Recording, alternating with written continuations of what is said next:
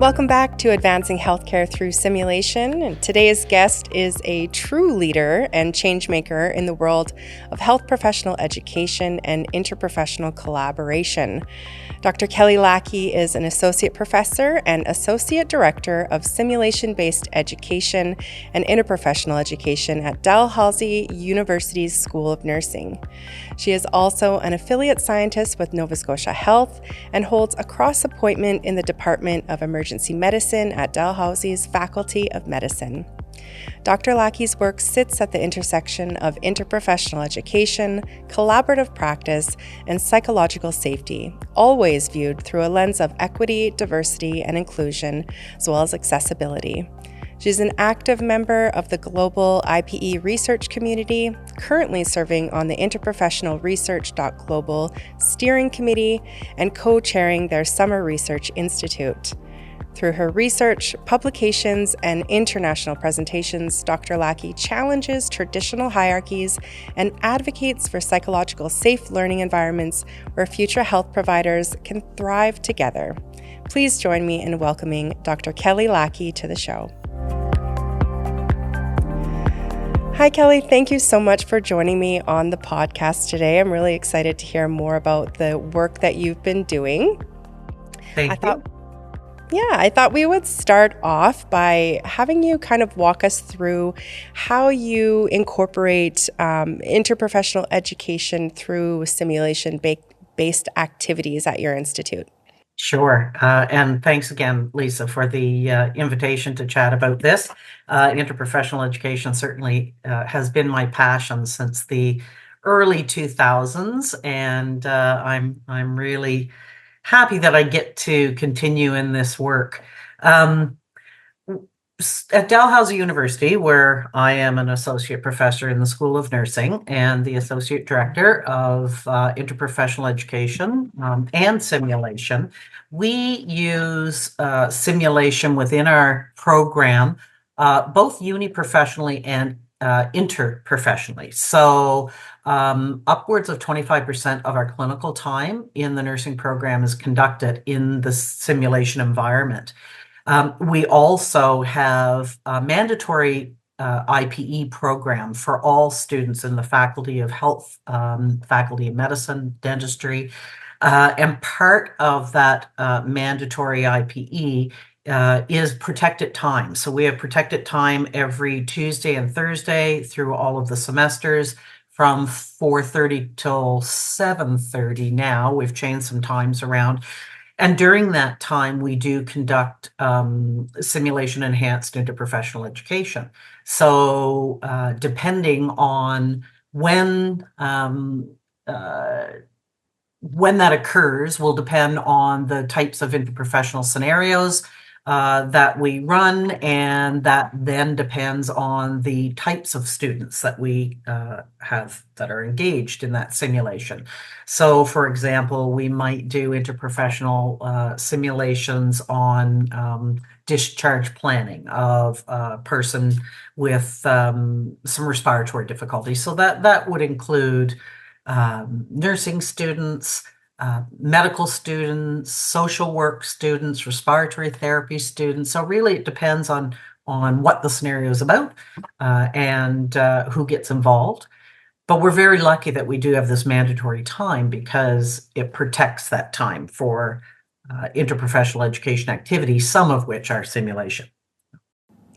That is fantastic. I know anyone involved in interprofessional education, that's got to be the key constraint is that time. So does that continue from year one on, or what does that look like? Yes, actually it does. So the first year for every student in those faculties, so dentistry, health, and medicine, are required to attend what we call the first year IPE event. So there's over 1,000 students that attend that event. Part of it, it's evolved, I should say, over the years. So it used to be all face-to-face, and now It's adapted to, online environments and synchronous and asynchronous blend. So that's really the jumping off point where students are introduced to, the Canadian Interprofessional Health collaborative competencies. And then from there, students are required to have a certain number of IPE experiences throughout their years of study or their semesters of study. So, for example, in the nursing school, each learner is required to have a minimum of four IPE experiences. Some of the experience, like the first year event, are mandatory. We also have a cultural safety for Indigenous peoples IPE course, which is mandatory. But students also have a range of choices for their other IPE experiences. So it could be simulation, it could be mini courses, it could be in practice, in clinical practice. So there is a variety, there's a catalog of choices for students. And in order to graduate, they must have these IPE experiences on their transcript. So we do take it fairly seriously at Dal that, students learn how to collaborate. We know in the field that that's not something that's innate. We know through many, many years of traditional education that, when you learn in silos, you tend to practice in silos once you get out there. And we want to prevent that from happening. Because as you know, the overall goal is to improve the quality of care and services that people receive. And in order to do that, healthcare teams need to know how to collaborate. So really important. And I think that, the opportunity for students is there, and making it mandatory really helps so that students understand that importance. Like, why are we doing what we are doing?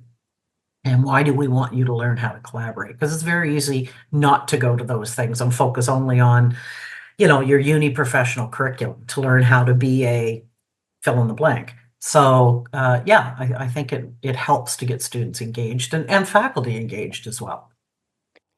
Yeah, that is a perfect segue. Talking a little bit more about preparing faculty, what does that look like for these interprofessional education learning activities? Because, as well as standardized patients when it is incorporated into a simulation activity.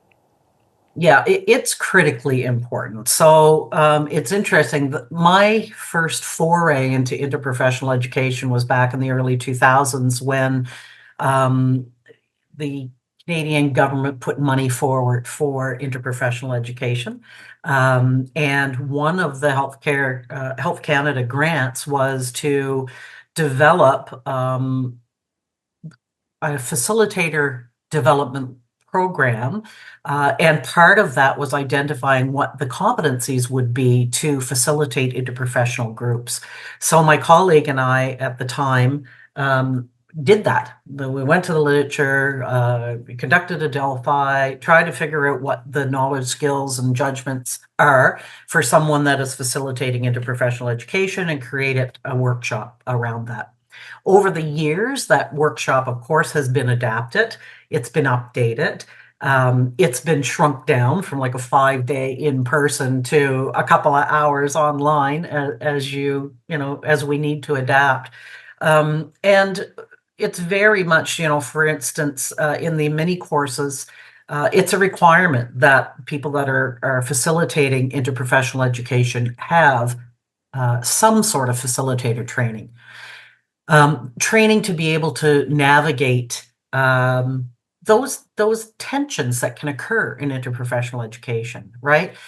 We know that the healthcare system oftentimes is very hierarchical and power driven, especially when students don't learn about, from, and with one another, and all of that stuff that happens in society and stereotypes and that has been going on for ages within, who's the boss kind of thing, who's the leader. So it's really important for people that are facilitating whether it's classes that are interprofessional education, clinical practice, simulation, to learn how to facilitate those types of learners, because it's different. It's a different beast than facilitating uni-professional learners. There's also a course that was started many, many years ago by a colleague of mine, Dr. Stephen Miller, in the med school.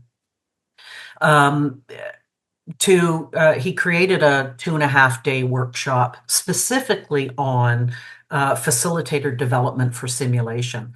And I came on board, I think, in 2017 as co-director of that program with Stephen, with a very strong interprofessional focus to develop interprofessional simulation facilitators. And during COVID, that morphed from an in-person endeavor to a blended synchronous asynchronous online course. And that is now taught through the Learning Institute in Nova Scotia. So it's open up throughout Nova Scotia for anybody that is going down the road of designing and delivering and evaluating interprofessional simulation. So certainly in the province, it's recognized as a core competency for folks that are facilitating interprofessional education. We know through research that a lot of damage can be done when people aren't trained to facilitate IPE in whatever form that happens. And so we don't want students not wanting to engage because of fear. Right. Or because the facilitator isn't quite sure how to handle conflict or the dynamics within the interprofessional education learning environment. So, yeah, it's very, very important to go down that road. Well, it's wonderful to hear that there's such an open resource. Might that be available to anyone outside of Nova Scotia? Because I know there are, new people coming into IPE all the time looking for those resources. Yeah, actually, so I'm in discussions now because I'm also the IPE coordinator and simulation coordinator at the Nunavut Arctic College. Dalhousie School of Nursing has had a very, very long collaborative relationship with NAC, Nunavut Arctic College. The acronym is NAC.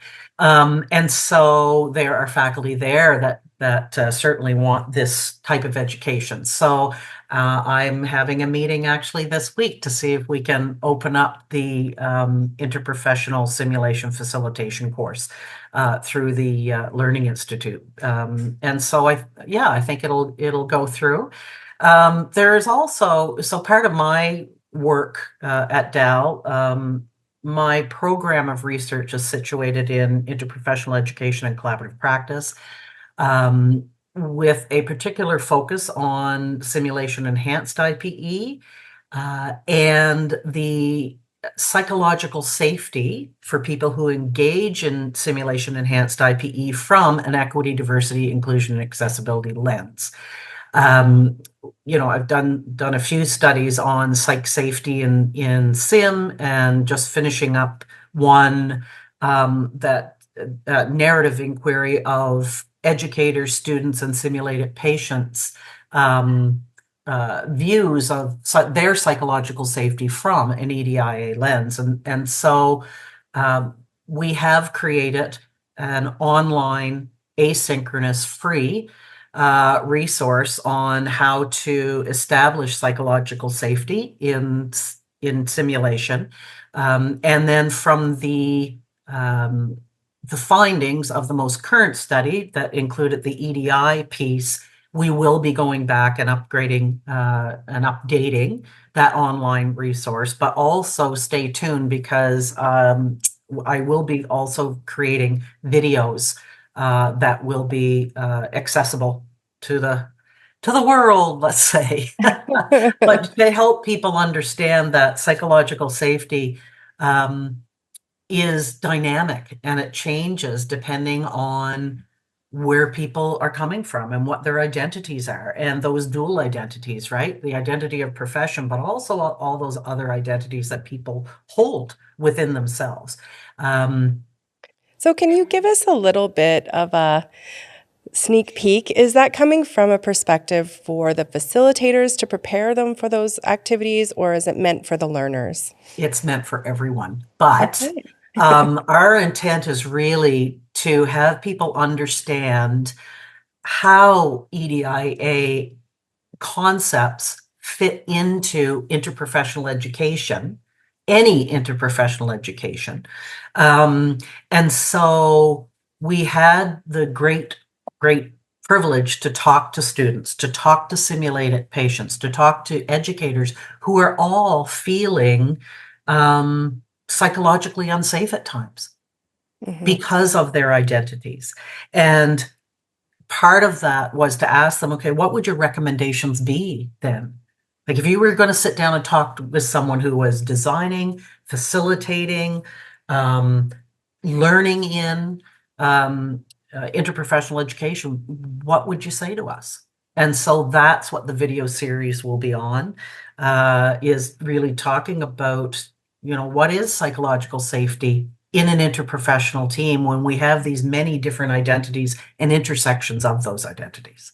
Yes. So, am I safe? Uh, is my safety the same as your safety, depending on our identities? We may look the same, but that doesn't mean that I'm feeling safe because either my profession is one of those that are clumped together under the moniker allied health, and nobody really recognizes who I am, because of my gender, because of my sexual orientation, because of my race, because of my ethnicity or my religious beliefs. Like all of that Mhm. impacts psychological safety in IPE, that we know that we're not doing a great job of. Right? Well, Some that's people are stellar and some people have a lot of learning to do. So right. we'll come at it that way. And everyone comes with their lived experience at different levels, learners, faculty, everything. So it sounds like a very impactful resource that we will definitely be watching to come out. So Well, I thanks. hope so. Thanks for doing that work. Yeah. It's really interesting to learn from people Yeah. what their experiences are and experiences that I would never have because of my identities and the intersections of them, right? So, and we had a stellar research team and a huge research team. So, really good perspectives from the research team. We had an advisory committee. Um, you know, whose membership really was from those who have been historically underrepresented. And so they were able to give feedback on the questions that we were asking, and yeah, and so we have a great working group that moving the findings forward for everybody to use. Well, like I said, that sounds like it must be very impactful. Beyond this work that you've kind of walked us through, what else would you say stands out in terms of the feedback that you get from learners or even faculty that really elicits a strong emotional experience or impactful preparation towards clinical? Well, I think what we've heard from students that really engage. So first of all, I'll back up. I think the most important message that I've heard from students is, let me know why I'm doing this on a Tuesday and Thursday afternoon, or it's embedded in a course, or why do I have to learn about from and with others? And because if I don't get that, then I don't engage, right? And Mm-hmm. so that first year event introduces students to others, right? Other health professions, the competencies, but certainly what we've heard in research is, and my colleague, Dr. Sherry Price, has done some fabulous longitudinal research into how students experience interprofessional education. And certainly the message is, we need to build this sense of belonging. I need to see people as people first and Mm-hmm. professions second. And I mean, we've been talking about that since early 2000s with the interprofessional education for collaborative person-centered practice that Ivy Owen Danson and Danielle Demore developed, right? The Health Canada framework. Mm-hmm. And part of that if people are familiar with that framework, there's two kind of wheels. And part of the wheel for collaborative practice, like in the practice environment, was having a sense of belonging on the team. And we're hearing that from students. So I think it's really important when we go down that path of IPE that we're very clear with students about why we're doing what we're doing. Mhm. And and then what are the outcomes of that? Like, where does the patient fit? Um, and so I think that's a big takeaway for me. Another big piece of this is how safe are students in interprofessional learning environments? And are they safe enough to be vulnerable in their learning? Are they safe enough to ask questions of others? Oftentimes, what we'll see when students aren't safe, they'll say, when they're giving feedback to the colleagues, everything's wonderful, everything's fine, you did a great job. When we know that we always can receive feedback, right? We can always do better. Or, excuse me, they don't engage because they're fearful that they're going to get in trouble or that they're doing something wrong. We want you to do stuff wrong in simulation, especially. Mhm. That's where I want you to make your mistakes. So I think those are two big pieces for students. For simulated patients, the same thing. They experience trauma based on their identities, and they experience trauma from educators and students. And so that's where facilitator training is critical um, for SPs and for educators, right? And so those are the highlights for me, I think. Those are the pearls, right? Is you need to know why you're doing what you're doing, and you need to know how to do what you're supposed to do. Yeah. And you talked a little bit about patients. We're seeing more and more patient partners, advisors being integrated in learning activities, giving feedback on curriculum. How do you see that kind of helping shape the way for these future clinicians? And can you share some of the ways that you might be doing that at Dalhousie? Absolutely, yeah. So some of the interprofessional opportunities actually and simulations would be part of that, but other opportunities would be like in-class learning, do actually engage patients and families. And so that's critical for learning. That because they're talking to real people with real experiences, right? Hmm. Uh, what I would like us to see more of is actually having patients and families on planning committee, like when we're developing a scenario. A great example is, we had students come to me and the lab coordinator in the School of Nursing a couple of years ago saying, look, we are part of the neurodivergent student group within the School of Nursing, and we are not seeing ourselves in the simulations that we're participating in. And so we engage them in, well, help us to develop a simulation scenario.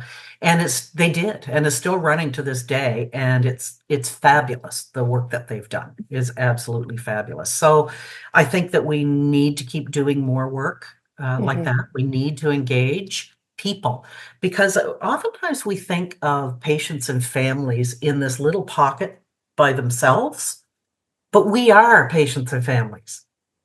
So why wouldn't we engage the people that we work with, the people that we teach, the people that we learn with? I mean, we're all patients and families at some point in our life. We all have a story to tell. We should be involving not only ourselves, but actual patients and families in practice settings as well. So, Hmm. I think there's work to do. Absolutely. There's always work to be done.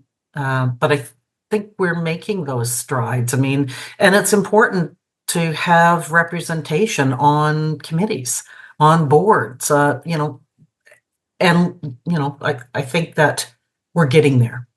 I think that we're getting there. There's some places that are doing much better and some places that need to engage more. Uh, when we know better, we do better, hopefully. Yeah. Well, it certainly speaks to the psychological safety that you've set if those students were, comfortable in coming forward and working with you. So that's wonderful to hear. It is, yeah, it is. How do you see simulation evolving as a tool for preparing learners for collaborative, team-based care? And I think also the second part of that question is, with so many new technologies emerging, are there different types of simulation that you see continuing to do that preparation? Yeah. I think it's critical, and I think it is not only critical pre-licensure, but simulation is critical once people are licensed and working in the practice setting. They must go hand in hand. Hmm. And it's that, for me, it's the place where mistakes should happen. It is the place where we must get students to the point where they are feeling safe enough to challenge, to question, to try new things that they might not have tried before. And it's okay. It's okay to do it here so that we are preparing you to be safe practitioners out there.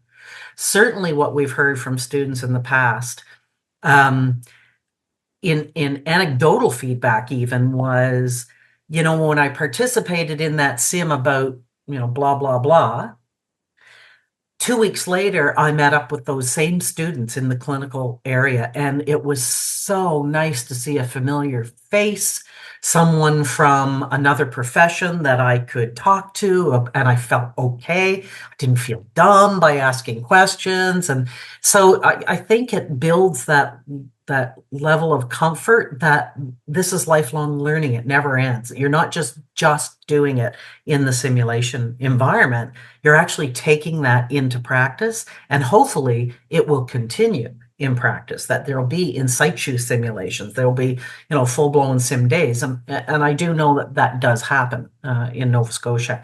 Um, yes, there's all kinds of different opportunities in simulation. I think there's, virtual reality, there are online simulations, there are in person, there are hybrid simulations. I think the only thing that restricts us is money. Money and people, right? You have to have the right people in simulation in order to have a positive learning experience, right? Hmm. People, you need faculty, but you must have sim techs, you must have sim assistants, you must have educational available for those people, right? Gone are the days. I remember, I've been a nurse for a long time. I can remember, practicing giving IM needles on an orange. Well, people's skin isn't like an orange, right? I mean, gone are those days, thank heavens. Yes. But we're to the point now that if we're going to start using different modalities for simulation, that it requires people, it requires training, and all of that requires infrastructure, money, resources, right? So that's always the big sticking point, Yep. is we want to do this, this, this, and this. However, we're limited by reality, right? What we actually can do. So, we've been doing a lot of work on that. Certainly in the School of Nursing in our sim program, is getting the right people with the right education in place, and helping us to develop better simulation experiences. So then I'm going to put you on the hot seat a little bit and say, if you had unlimited resources, what is the next step? What would be the next big project that you would take on? Ooh, I want more people. Want more people. We need more space. Oh my heavens, space is always at a critical level. Hmm. Because we have such a huge cohort of students, like each semester we have over 100 students in just nursing. Okay. 25% of the clinical is in lab and simulation. Right. So each semester, which is 12 weeks, we have upwards of 400 students coming through the sim lab. As a result, we have to have our high fidelity sim is in one building, and our low, moderate or medium, low lab learning is in another building. If money was no object, I'd have a massive brand new simulation center. We're very lucky with equipment. I must say we have good equipment, but I'd want more space, more people, more training. I'd like to jump into the whole virtual reality piece. I think there's some amazing equipment out there, mind-blowing equipment that we could be utilizing. I think the silver lining of COVID showed us what we could do, the potential. I did a study during COVID because we had to rapidly shift from in-person skills-based learning to 100% online skills-based learning. And interestingly enough, the students felt that they did learn in the online version. Now, was it like, face-to-face? No. But they did like the online simulations because they were actually still able to engage and critically think. I think what we must always identify is that lab-based learning, skills-based learning, simulation-based learning is not just about doing, it's about thinking and trying to critically think about what I should be doing and why I'm doing it at any given time. And so I think that there are resources out there that we haven't tapped into yet, like AI. We're just starting another study about the use of AI in simulation-based education. How can we utilize that in a way that is safe, but that we're also reaching our learning outcomes for students? So yeah, if I had all the money in the world, be on a spending spree. Lots of opportunities, yes. All kinds, all kinds. Yeah, absolutely. Well, Kelly, I want to thank you very much for joining me today on the show. It's been a fantastic conversation, very intriguing projects that you have underway. We can't wait to see what comes out next. So thank you very much for sharing this with us. And we'll be closely following along on LinkedIn and check out the website, I'm sure, at Dalhousie as well. Absolutely. Please do, Lisa. And thank you again for the opportunity to chat. I really enjoyed it. If you enjoyed this episode, don't forget to subscribe, leave a review, and share with your network. Until next time, I'm Lisa George, and this is Advancing Healthcare Through Simulation, where health meets possibility.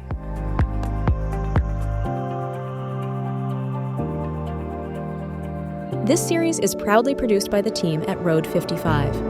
Road 55 creates content that connects. For more information, visit our website at road55.ca.